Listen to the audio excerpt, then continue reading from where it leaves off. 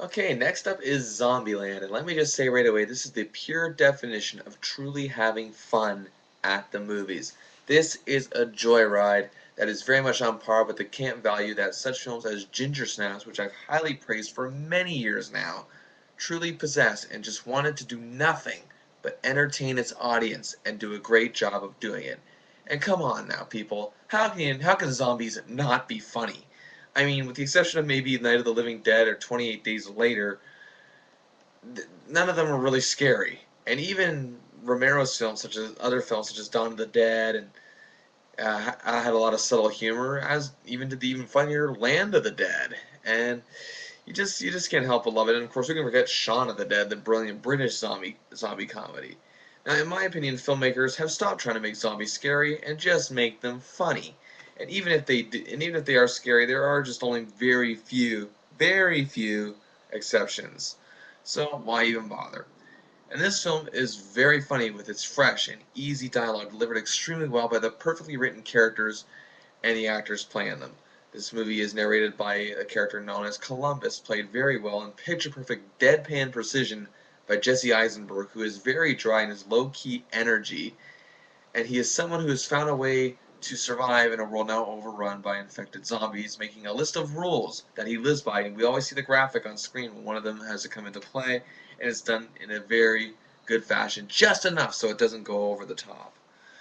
Now, he's just like he is in many other films. He's shy, he's socially awkward, but due to his smarts, he's able to forge ahead.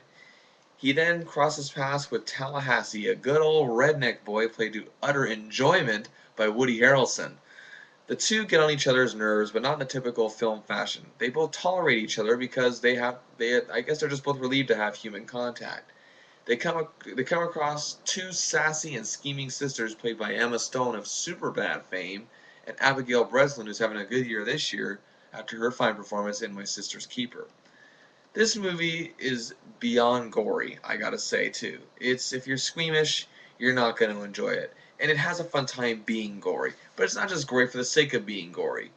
Well, okay, maybe it is, but it has also somewhat of an original and freshness in its goriness, even for a prototype such as a zombie film, and it made it all the more redeeming to watch, believe it or not. That's just the best way I can describe it. They come across a Hollywood mansion on their road trip to house themselves in a house occupied by who else? Bill Murray, who makes me forget about Limits of Control earlier this year and delivers a scene so funny I nearly choked on my popcorn, and I can count on one hand how many times that's happened to me in my life. This film is what a film like this should be, what a zombie com should be, or Zom-Com.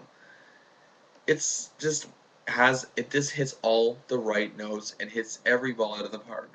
Eisenberg takes pretty much every character he's ever played, yet still manages to turn him into a likable hero. Maybe Jennifer Aniston or Kate Hutchins should do a zombie film. Woody Harrelson taking a role that's not very far out of his range, again, even with his gruff exterior, isn't portrayed as a stone cold person, just someone who needs to be tough to survive. And he's also someone that turns out to be so likable that even with his gung ho, kill happy personality, you root for him. He's just easy to root for. His quest for a Twinkie is something you actually want him to achieve rather than just being some dumb comedic plot point.